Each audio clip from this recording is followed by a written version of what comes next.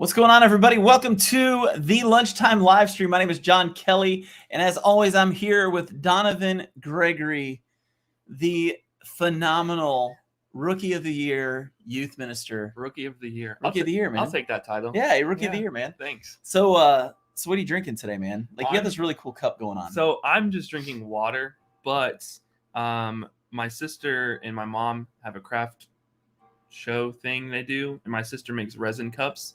So Santa Claus commissioned my sister to make me a office themed bottle. So I'm just drinking water, but I got a fun cup. Oh, nice. I am not drinking a fun thing. I'm actually drinking, well, it's got to focus. There we go. Big Red Zero. That's my drink of the day. Just enjoying a little of the diet soda life, you know, trying to be less big. Now, there'll be some people who be like, you shouldn't be drinking that stuff, but you know, whatever. Daryl Jordan, oh, please. What's wrong with The Office, Daryl? No, I know your opinion on The Office and your son's opinions on The Office. Oh, they're not Office fans? No. Oh, that's a real shame. It's a real shame. I had a lot of respect for Daryl, too. Yeah, I did, too. Oh, I had man. respect for the whole Jordan family until they told me that. Man, I still know now. Just don't know, man. Just don't know. All right, well, let's get into just a few quick announcements. There's a women's study starting up that's going to be really cool. It's called No Other Gods by Kelly Minter. It's a book that they're going to be going through together. The ladies are really excited about this. It's going to start meeting every first Saturday of the month, starting on February 5th. If you want more info about that, you can get on your church app right now if you go to Catalyst. If not, you can go to catalystchristian.churchcenter.com and click on the groups tab, and you'll be able to find out everything you need to about that. Also starting up is Financial Peace University the next day on February 6th. If you want to sign up for that, you can go to the same place, catalystchristian.churchcenter.com, and click on the Financial Peace link there. If you're interested in joining a community group, you can go to that same website and click on the groups tab to do that, or you can email Benson Gregory at bensondgregory@gmail.com. If you got nothing going on Tuesdays, we would love for you to come out and hang out with us. Grab a great cup of coffee over at Monos, over on 2209 Lexington Road. We just have a great time. We hang out there from about 7 o'clock till about probably 9 or 10 o'clock. 9 or 10, or whenever we feel like going to get lunch some days. Yeah, some days it just depends on the day. We end up having some amazing conversations. We end up having just a great time of fellowship together. And if you just want to do that for like maybe 20 minutes before you go to work, come out and hang out with us. We'd love to see you there. Let's see what this next comment is. This is Daryl again. I'm not talking about The Office. Smiley face. Maybe he's talking about Big Red. Or the comment was up before Big Red, though. So the Rookie of the Year comment. Oh, so Daryl, are you not in fan of Donovan being the Rookie of the Year? I don't appreciate that. Are your feelings hurt? A little bit. Man, I'm crushed. I might need to check out for the rest of the podcast. Oh man, let's don't do that. I need your help. This is about Donovan. Man, this guy, like, dang, he's brutal. He's brutal. It's fine.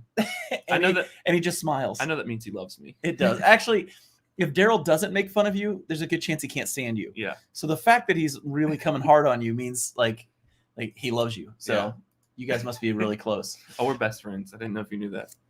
Best friends in the whole world. All right, well, let's get to talking about what we're doing this week.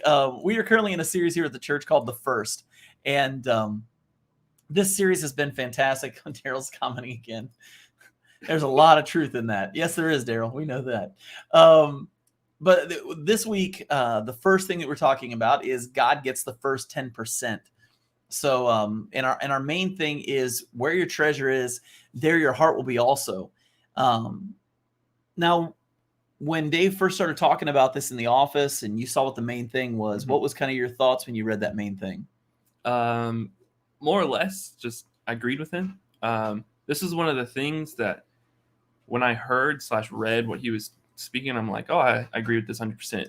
And then I got his outline and I was like, this is perfect. This is, 100% what I believe as well. Yeah. It's pretty self-explanatory. Now, the term where your treasure is, there your heart will be also. There's probably multiple ways that can be looked at.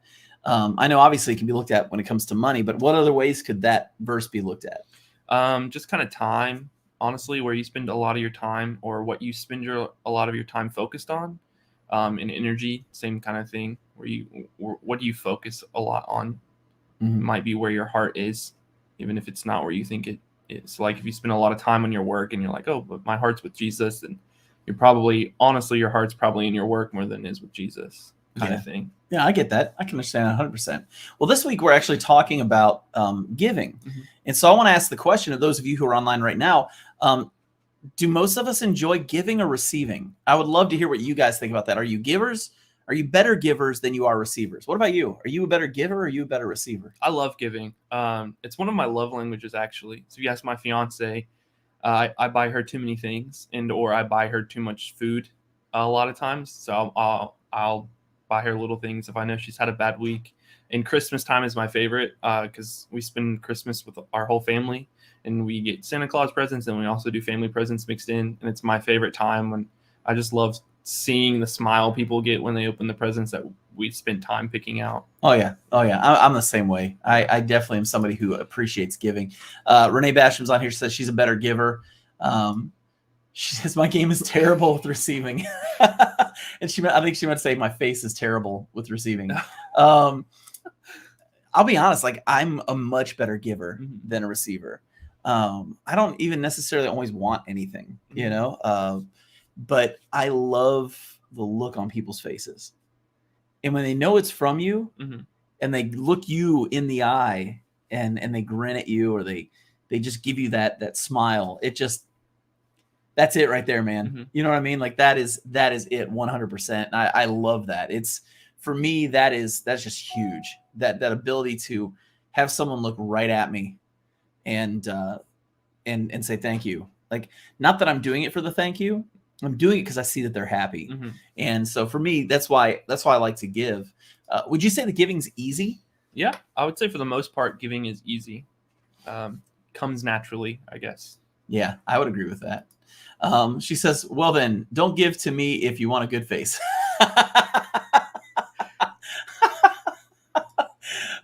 Okay, Renee. I'm going to give her a present on Sunday just to see what her face is. Everybody this week, buy something for Renee Basham and give it to her on Sunday, so we can all see what this giving face, or this receiving face is she's talking about.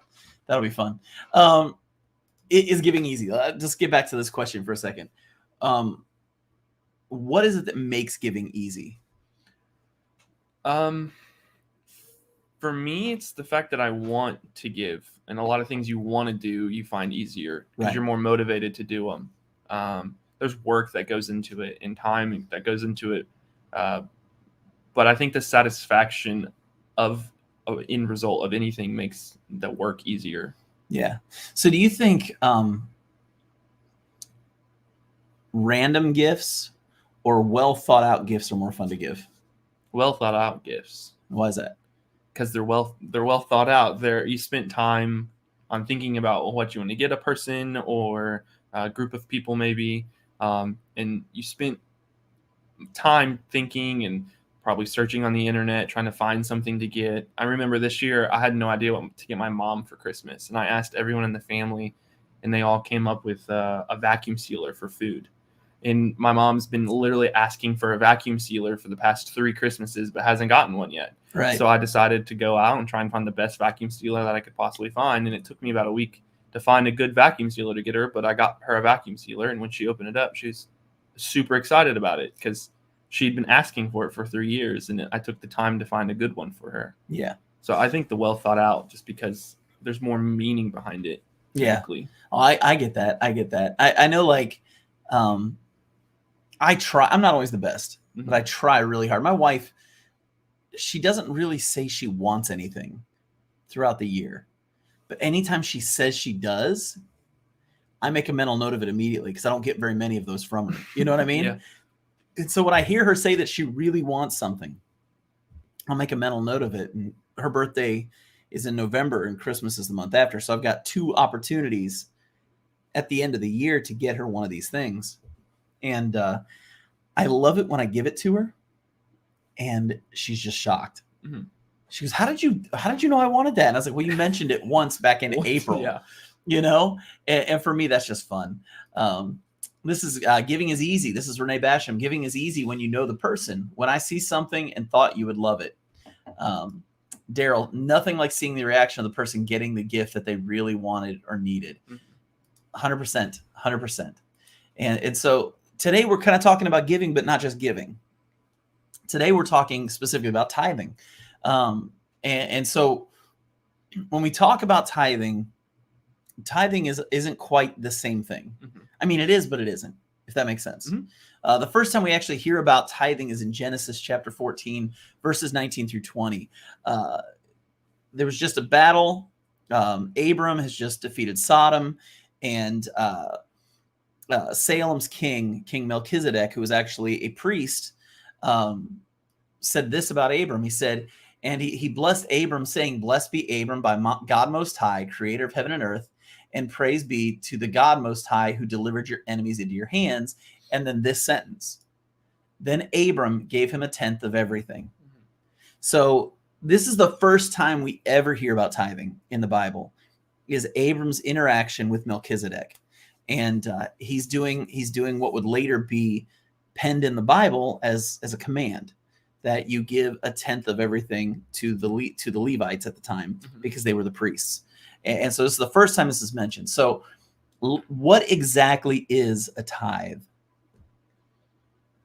To me, when I think of the word tithe, it is a specific giving to God, so he can do, if it goes to the church typically, so they can do whatever they feel God calling the church to do in that situation, in that city they're in, or whatever. Mm-hmm.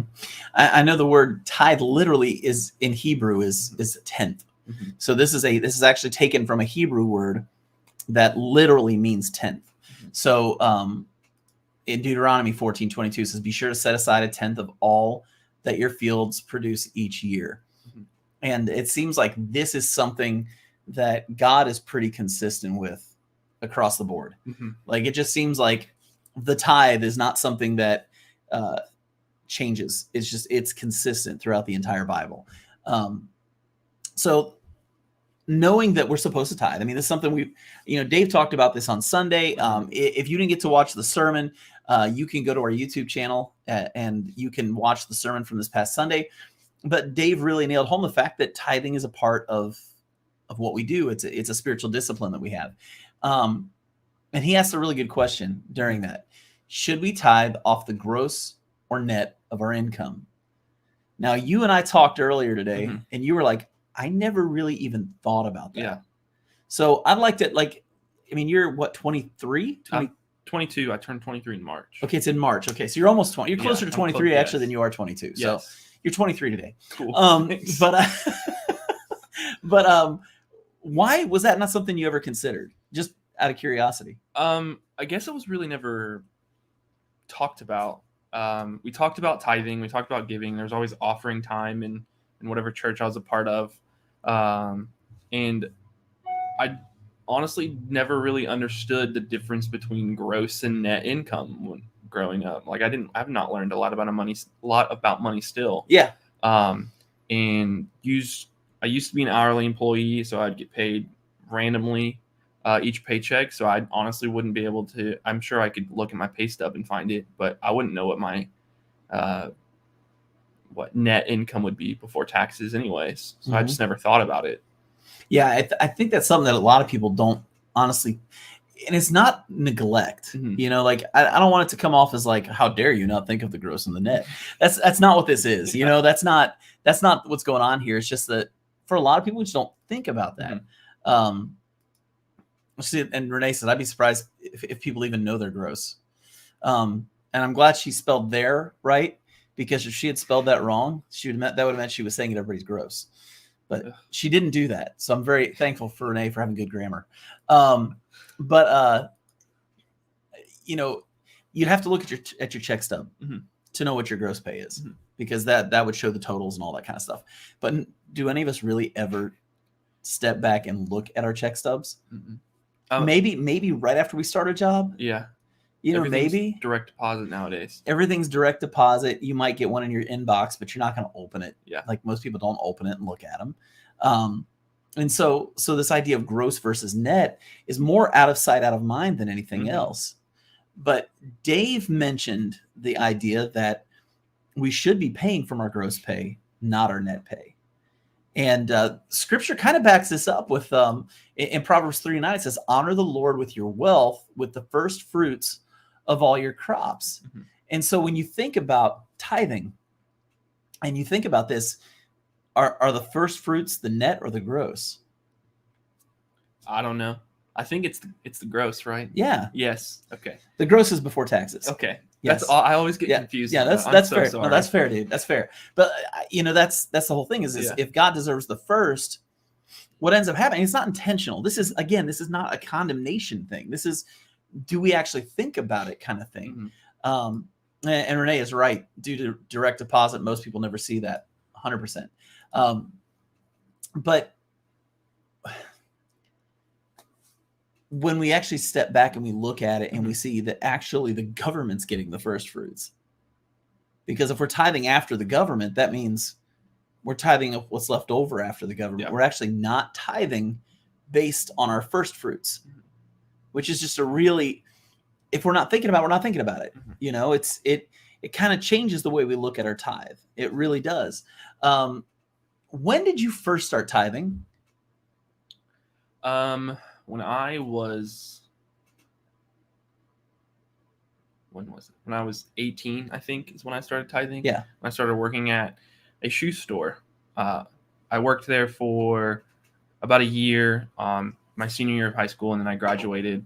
And then actually, funny story, I decided to start tithing. I was a part-time employee, and I was about to go off to college, but I decided to start giving because I don't know, something just came over me, and I was like, let's just do it. And then my mom had a talk with me. It's like, hey, if you're going to go off to college, you need to have more money so you can save up. Like, you might need to find a second part-time job or quit and get a better job. And then that was a day after I decided to start tithing. And then the next day at work, my boss called me back to the back room and was like, hey, we need to promote you. And I essentially became a part-time assistant manager. Oh, that's cool. Within like 3 days of deciding to tithe, and my mom telling me that I need to make more money. So my pay went up. I think it was like, it went from $750 to $1150. So it went up a big chunk compared to what I was used to. And I was finally able to save up money for college when I first went off to Tiffin. That's really cool. Yeah. That's really cool. You know, it's funny because for a lot of people who tithe, their stories are similar. Mm-hmm. They really are. It's I didn't have a lot, but I just felt like God really wanted me to do this. Like, I needed to do this to be faithful. And I got a raise the next week, or Mm-hmm. I got, we were talking in our community group last night, and one of the couples, they said when we finally took tithing seriously, one of them got a promotion, the other person got a raise, you know, and it's just, it seems to be a consistent that, and this is not health and wealth gospel. Okay. I'm not doing the whole, you're going to make millions because you're tithing to the Lord thing. That's not what this is talking about, but it's just the fact that when we're faithful, God is faithful. Mm-hmm. And he will provide what we need. And so I want to ask this question, because we mentioned earlier that for all of us, giving is easier. Almost every Christian I talk to, they will tell you giving is easier than receiving. So if the average Christian enjoys giving so much, why do only 6% of Christians tithe? Why do you think that is? I think we kind of talked about it before we went live too, that we get that instant, not gratification of giving, but we get to see the reaction almost instantly. Yeah. And with tithing, we might get to see it instantly every once in a while. Like when we did the Thanksgiving offering, and now we're going to get new doors. Like, that's an instant thing that we'll get to see. But regular tithing, we don't get to see what the church necessarily does with all the tithe every week. So I think not knowing or not being able to see that outcome of what might come from it might deter people from tithing. Yeah, that's interesting. And when you give a gift, you go buy a gift. Mm-hmm. And then you give the gift. Mm-hmm. With tithing, you're just giving your money. Mm-hmm. And we live in a society where there's just a lot of shady stuff that happens. A lot of shady stuff that happens. And so for a lot of people, there's just a moment of doubt as to, when I give, am I going to be able to trust this is going to be spent the right way? Am I going to trust that this isn't being wasted? You know what I mean? Like I really believe that there's a question there with that for a lot of people. And a lot of it is probably deserved to some degree, not necessarily by Catalyst, but I mean by what some churches have done, you know? And I also think that if you grew up in a church that wasn't a great church to be a part of growing up, I mean, how much fun could giving possibly be? Yeah. You know, because you're giving to something you're not really crazy about. You're doing it out of duty more than you're doing it out of the outpouring of your heart. And as a result of that, giving isn't joyful. And so it kind of makes it not much fun and not something you really want to do. So I want to go ahead and ask a question. It's a little bit of a loaded question. Okay. But is tithing easy? Is tithing easy? And I'm going to throw that out there for you guys too. Is it easy to tithe? What do you think? No, because of what we just talked about. You might go to a church that you're not necessarily fond of what they do, but you go out of obedience and you tithe out of or you might tithe out of obedience every once in a while, but it's not easy to. You could think you're struggling and think that you have no way to afford to tithe. So, those are the first couple things that kind of come to my mind. Well, I'm going to go devil's advocate here. Mm-hmm. And I'm going to say, for me, tithing is one of the easiest things I do. Mm-hmm. And I think the reason why it's easy is because for me, it's not my money. Mm-hmm. I had to change my view of money in general and like what I receive when I work a job, whether that's working for the church or my YouTube channel or any sponsorship things I get for that. That's not my money until God gets his part. So I think when we can flip that switch of we get the check is my money. Not yet. It's not your money yet. You know what I mean? Yeah. Like if we can get that mindset shifted a little bit to where we don't look at our paycheck and go, that's my money. Instead, if we can look at it and go, okay, let me give God his first. Mm-hmm. Now this is my money. You know, the problem is people will say, I make $40,000 a year. Just throwing a random number out there. I make $40,000 a year. And, but the reality is if you're tithing, you're making $36,000 a year. You know what I mean? Mm-hmm. If we can switch that real quick and realize I'm not living off of 40,000. I'm living off of 36,000. Does that make sense? Like, yeah, 100%. I think there has to be a shift somewhere where we realize, like, if we're living the way God wants us to, if we're truly genuinely living the way God wants us to, then we are giving X. You know what I mean? Mm-hmm. This is what we're actually giving. And when we're able to give X, then we're actually living in a way where tithing isn't hard because we weren't expecting that money anyways. Mm-hmm. I think that's where it gets difficult for people. I think it's difficult when we look at it and we go, this is all my money, but now I have to give up my money to God. Yeah. But if we look at it and we go, okay, when I get a job, here's my pay. Okay, I already know this is God's, so this is what I'm living off of. Mm-hmm. But we don't do that. Most Americans max out whatever they make. They spend every penny of it. Mm-hmm. They've got the money that goes to their retirement. They got money that goes into their savings. They got money that goes to taxes. And then they then they buy the nicest house they can afford. They buy the nicest car they can afford. Now, I'm saying they can afford. You know, I'm not saying that they're going and putting themselves in. I'm not saying everybody goes in horrible debt. Mm-hmm. You don't have to go in horrible debt and then not make it possible for you to tithe also. Mm-hmm. And what ends up happening is we give to ourselves. We give the government theirs. And then it's like, oh, man, here's $5. Yeah.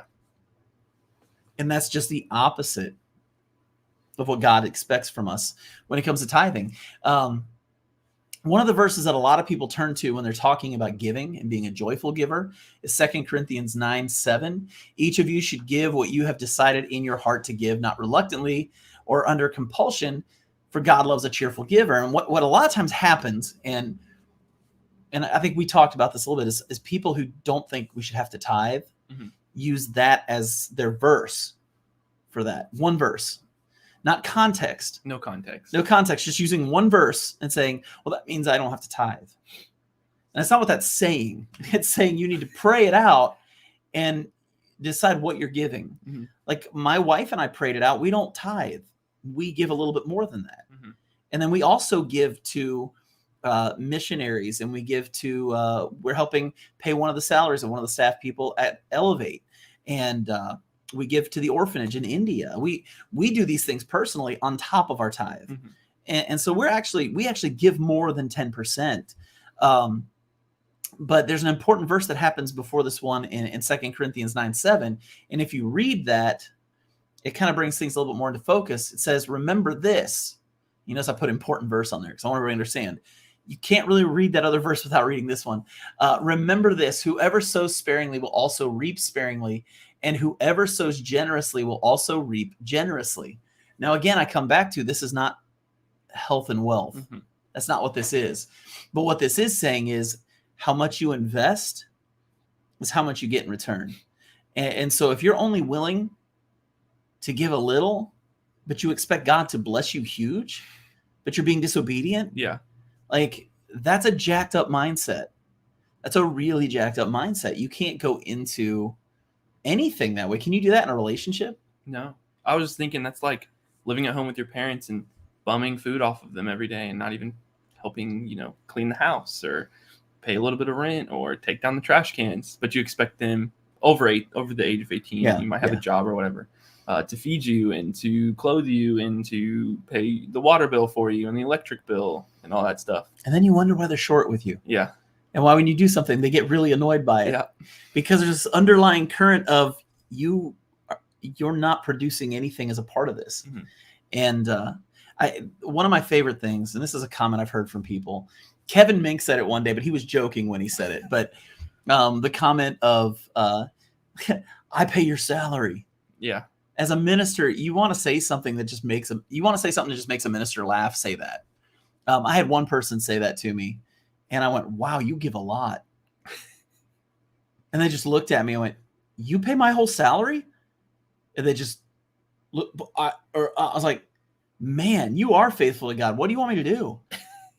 And they just, got all angry and like flustered because what it came down to is they don't even tithe. Like these people, they probably bought me a cup of coffee a month, kind of thing. It was that kind of thing. And what I find is that people who tithe and are generous in giving typically don't expect as much from the church because they're more involved and they're more bought in. And people who don't tithe, there's an immature view of what the church is and what they're owed by the church, if that makes sense. Yeah. And you see that a lot with kids. I got a 3 and a 4-year-old. They don't pay rent. Mm-hmm.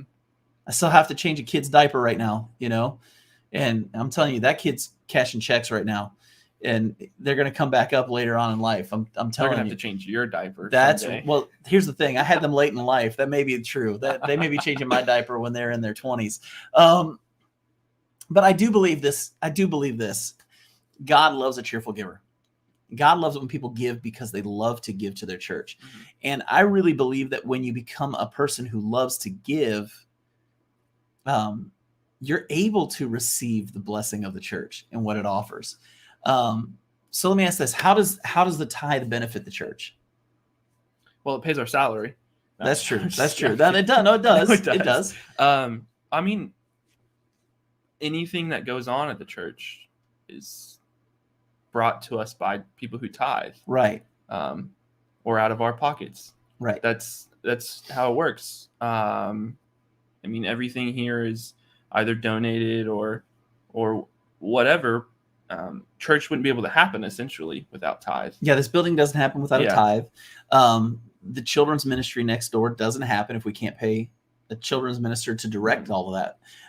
We don't have the materials that we use. Mm-hmm. We wouldn't have a sound system to be able to hear the band on Sundays.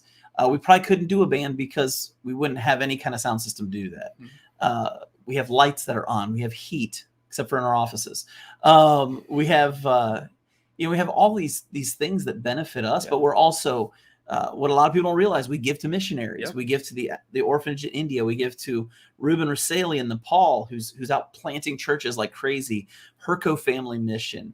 We're giving to Elevate, the church plant in Lexington. We're giving to Rob Pemberton, Rob Esposito in Honduras. We're giving to Laura Baxter, who works in Honduras. I mean, think of all these things that we're giving to as a church, and our tithe is going to that. We're seeing the gospel spread literally throughout the world. I mean, we are on what, 3 different continents right now, spreading the word, and that's amazing to me. And it's also giving our students the opportunity to have a youth minister who can teach them about Christ, who hopefully will get them interested in doing ministry when they get older, and they will impact even more people. But we don't really talk about that a lot. That's something that Dave and I talked about this, that maybe this is something we need to communicate more, is just how much, when you give to the church, what's happening gospel-wise is way bigger than anything else we're doing. Lives that are being changed, heaven's getting fuller because of work that's being done here. And not just by the ministry staff. Like, I hope that in this church, we're not a church where the ministers do everything. I hope that as ministers, we're helping train people to do ministry. That's my hope, is that we become a church of ministers, and that our job as ministers is to train people to do ministry, so that we are so effective in Central Kentucky that we become a force for the kingdom. But that's what the tithe goes to. That's what makes the tithe happen. Just the little things that we're able to do, they would not be possible if all of us weren't giving. One thing I will say, if you didn't know this, everybody on this church staff tithes. And that's something that people find a little confusing. And I'm going to be honest, when I first got into ministry, I thought it was confusing. If I'm just going to be honest, when I was your age, I didn't understand why, if I'm getting paid from the church, I take part of my paycheck from the church, just give it back to the church. Like, why don't they just take that out? That was my mindset. And so I just couldn't comprehend tithing. I was young, like you're young right now, and there's a lot of things we've talked about where you're like, I just don't get it yet. And so, like, that's where I was. And I grew up as a minister's kid, but for me, the idea of tithing made very little sense, because money came from the church. Like, the church is paying me. So I pay the church back. Is that weird? Like, I always thought that was strange, and it really took some growth on my part and some instruction from a really good senior minister I was working with up in Wisconsin, who just really breathed truth into me and got me to understand that tithing isn't about the money. The money is necessary so that you can do things. Like, this world is not a free world. I wish it was, but bartering doesn't work anymore. I can't come and help someone build, their deck, and they give me 10 pounds of meat. Like, that doesn't work anymore, or I can't give you this mouse and you give me a keyboard. Just that stuff doesn't work like it did, back in the day. But when we realize that tithing isn't about the money, it's about faithfulness, and it's about trusting that when we tithe, God is going to do something with that. And trusting that when we tithe, God is going to make sure we're taken care of. That's a huge deal. A lot of people don't think about. And so that brings me to the question, how does it benefit us? How does tithing benefit us? And if you have answers for this, definitely leave those in the comments. I'd love to know what you guys think about this. Well, I mean, then we get to have church. Then we get to have the ability to go out into the world and make more Christ followers, make more disciples. And then they can go out and make more disciples, and we're able to invite people into a church. We have a church to invite people. It helps just our faith grow, and helps us be able to help grow other people's faith as well. Yeah. Well, I'm going to even say, going back to 2 Corinthians, what we were talking about before, verse 10 says, now he who supplies seed to the sower and bread for food will also supply and increase your store of seed, and will enlarge the harvest of your righteousness. This is coming like just a few verses after what we read before about God loving a cheerful giver. And then he says in verse 11, you will be enriched in every way so that you can be generous on every occasion. And through us, your generosity will result in thanksgiving to God. And so I want to start with this first verse. He says, he who supplies the seed to the sower and bread for food will also supply and increase your store of seed and will enlarge the harvest of your righteousness. Again, this is not a health and wealth verse. Sometimes people like to turn it into that, but it's not. It's saying that you will have food to eat. Your basic needs are going to be taken care of. But he's also going to enlarge your harvest of righteousness. So what is a harvest of righteousness? When I think of the phrase harvest of righteousness, honestly, my brain goes to like the end all. Like when I die, I go to heaven. I am loved by God. I'm loved by Jesus. I get to see that while I'm here, and then I get to go to heaven. Yeah. That's what I think of. Well, I want you to think in terms of the Lord of the harvest. When we read about him saying the fields are ripe unto harvest, what's he talking about in that? He's talking about the lost people, and that it's our job to bring people to Christ. And so when he's saying he will enlarge the harvest of your righteousness, what he's saying is he's going to enlarge your influence. He's going to enlarge your ability to win people to Christ, to truly do what we're here for, which is to disciple people, to bring them into the kingdom, and then to love them and to kind of help them grow in their faith. And he says you'll be enriched in every way so that you'll be generous on every occasion. And you know this as well as I do. When you do something, you have a really good experience with it. What do? You do it again. Exactly. Because the experience was so good. And when we realize how amazing tithing and giving is, when we realize just what it accomplishes, how much more do we want to do it? A lot more. Exactly. Exactly. And because of seeing the harvest, seeing people coming to Christ, seeing people coming to the church. I love seeing the Revive guys here on Sundays. Man, there's very few things in this world I like as much as seeing the Revive guys here, because they are the perfect example of this. And we've got a few guys that are here that what'll happen is a lot of the Revive guys will start coming while they're at Revive. And then as they're released into the world, they can choose what they want to do after that. Some guys decided the church thing wasn't really their thing. They just wanted to get off the drugs. But then you have some guys who are like, no, I fell in love with Catalyst in this church and I've grown because of it. And so now it's my church. And they claim ownership of the church at that point. And so they become a part of this place. And just being able to see that, there's so much joy in that. Seeing people who are getting baptized on a Sunday is the greatest thing you can possibly see. It's just being able to experience all this. So knowing all of that, everything we've talked about, tithing is giving a tenth, and that we should be tithing off the gross. We should be giving the first fruits, understanding the benefits. It benefits our church. It benefits us. My question is tithing a work or is it a faith? It's a faith. Okay. It's something we do out of faith of God. Okay. It's we trust him. It's essentially handing over trust of our money essentially to him. Yeah. Like we're giving our money to God when it's not our money, but we're trusting him to do something that we might not know what it is. We might not get to see the benefits of it. We might not get to see the effects of it, but we know he's going to do something with it.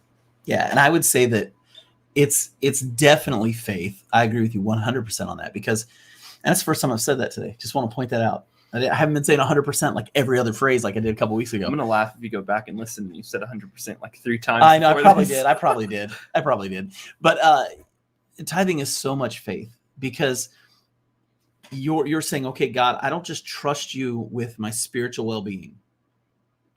I don't just trust you with decision making.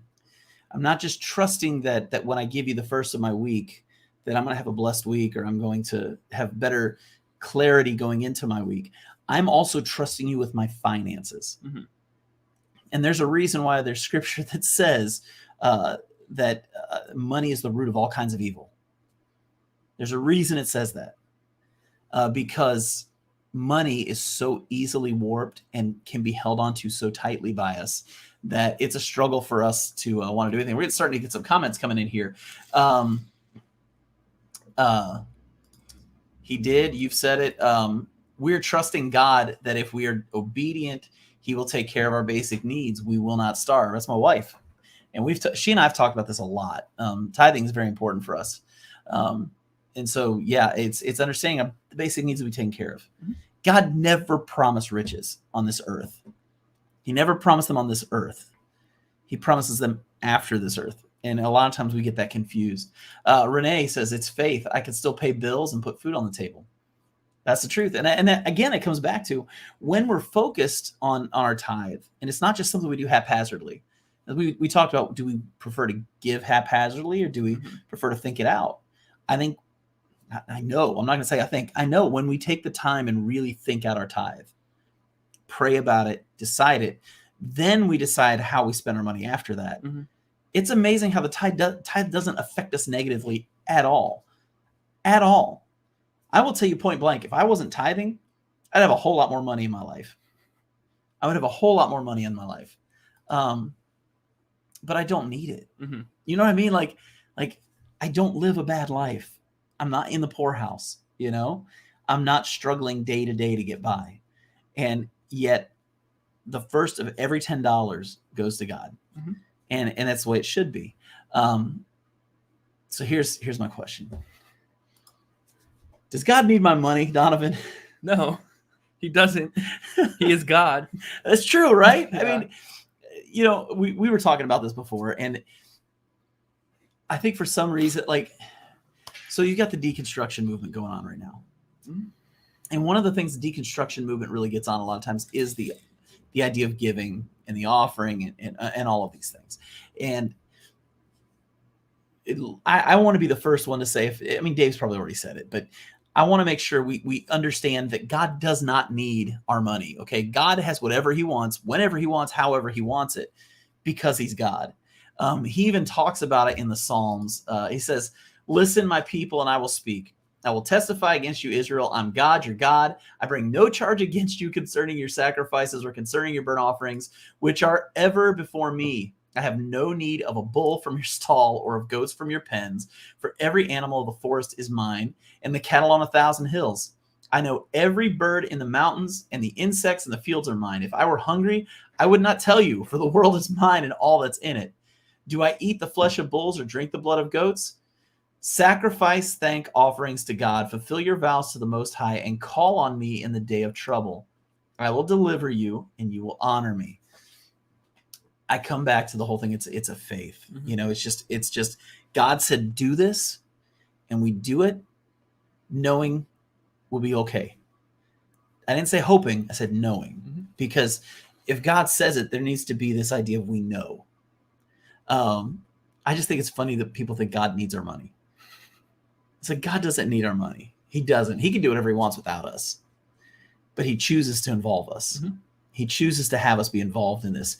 And in order for us to be involved in it, you got to pay the bills. You've got to be able to take care of the basic needs of what needs to happen for this place to exist. And anybody who's been to Catalyst will tell you, we don't have a lot of extravagance at Catalyst. Come in some week and don't just go to the worship room, but walk around the building, and you will realize this is not a church where everybody's getting rich. Is that fair to say? Yeah. I think that's fair to say. I agree with you. I think it's fair to say. So if God doesn't need our money, then what is it why is tithing so important to God? Because it's a faith thing. It's do we trust Him? It's kind of a love thing too. Like, do we love Him enough to trust Him enough to take care of us, to give Him our money that He knows we need to survive? Yeah. And right here, God wants our faithfulness and our trust. Mm-hmm. That's what He wants. He wants to know that we trust Him, that we have faith in Him, that He will provide. And we need to practice faith and trust. Because if we can't practice faith and trust, guess who's not going to practice faith and trust? The next generation. And the next generation. It's going to get slowly worse and worse and worse. And if you look at the world we live in, you look at our country, the shape it's in, you can see where that faithfulness and trust has deteriorated over time. This has nothing to do with tithing, but did you know last week Canada passed a law where you can't teach Christian spiritual morality, or you could face up to, I can't remember how long in jail. I did not know that. Yeah, this is something you probably didn't know about because it's Canadian law and nobody around here probably cares about that. But that's just north of us. It is illegal now to talk about having a monogamous relationship with one person of the opposite sex in marriage. It is illegal to say that is the right way. And there were a lot of ministers actually in Canada this past week that had basically said, we're going to teach it this week. If you made it illegal, we're going to teach it this week. And they did. And which is freaking awesome. Yeah. That's just awesome. But it's that thing of, if we don't have faith and we don't have trust and we're not standing up for that faith, we're not standing up for that trust, it deteriorates. Back to real quick, Daryl says it puts your money where your mouth is. You can talk the talk, but can you walk the walk? And that's the truth. That's the truth. It comes back to faithfulness and trust. Faithfulness and trust is all about walking the walk. You're saying it. Are you living it? So great talk today, man. It's good. Great talk today. It's fun. It's so okay. Real quick, just want to do some announcements because we got to make sure we get these out of here. Again, the women's study is starting up on February 5th. Here's what that looks like. This is No Other Gods by Kelly Minter. Experience the deeper, more abundant life Jesus came to give you. That's going to begin the 5th of February. But if you want to get more info on that, you can do that at the Catalyst app on your phone, or you can go to catalystchristian.churchcenter.com and click on the groups icon or whatever it is, tab at the top of the page. Talking is hard. And click on that, and you'll be able to check that out there. Also, Financial Peace University is starting up on February 6th. Go ahead and get signed up for that now. If you are somebody who tithing is a difficult thing for you, Financial Peace University is a great class to take to help you get a better grasp on your finances as a whole. And they definitely talk about tithing as a part of that. As a matter of fact, I put a link in the description of this video. If you'll scroll all the way to the bottom of the description, there's a link there from Financial Peace University's website, Ramsey Solutions, where they actually talk about giving and tithing and what that means. And so if you want to click on that article, that can kind of expand even further from what we talked about today, and you can go check that out. If you're not in a community group and you want to get in one, go to catalystchristian.churchcenter.com, click on the groups tab, and you can sign up there, or get a hold of Benson Gregory at bensondgregory@gmail.com, and he will get you hooked up with a community group. And with that said, for myself and for the Rookie of the Year, the best youth minister this side of Lexington, Donovan Gregory, we're out of here. We'll see you next week.